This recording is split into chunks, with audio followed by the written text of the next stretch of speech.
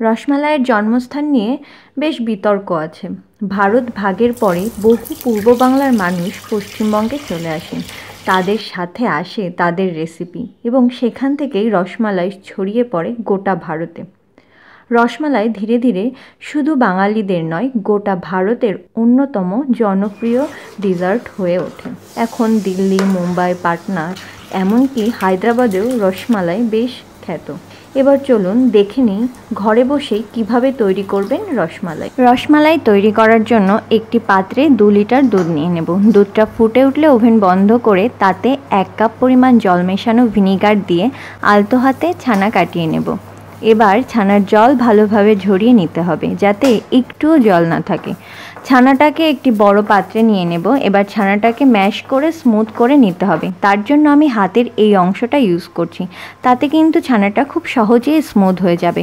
যখনই দেখব এটা ভালো করে স্মুথ হয়ে গেছে তখনই 1 চামচ কর্নফ্লাওয়ার দিয়ে ভালোভাবে মিশিয়ে নেব। এবার অল্প অল্প নিয়ে লেচি কেটে এরপর 2 হাতের সাহায্যে গোল করে হালকা প্রেস করে একটু ফ্ল্যাট করে নিতে হবে। এরপর একই পদ্ধতিতে সবগুলো বানিয়ে নেব। একটা ভেজা কাপড় দিয়ে ঢেকে রাখবো।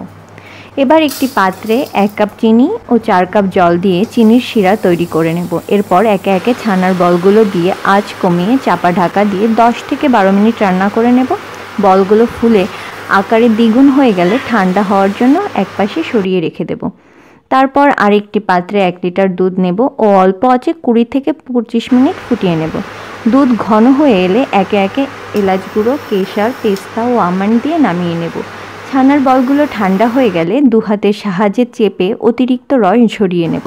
একে একে একটি পাত্রে সাজিয়ে রাখবো।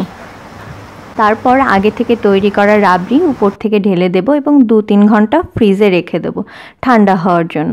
ব্যাস তৈরি হয়ে গেল নিজের হাতে বানানো দোকানের মতো রসমালাই বাড়িতে।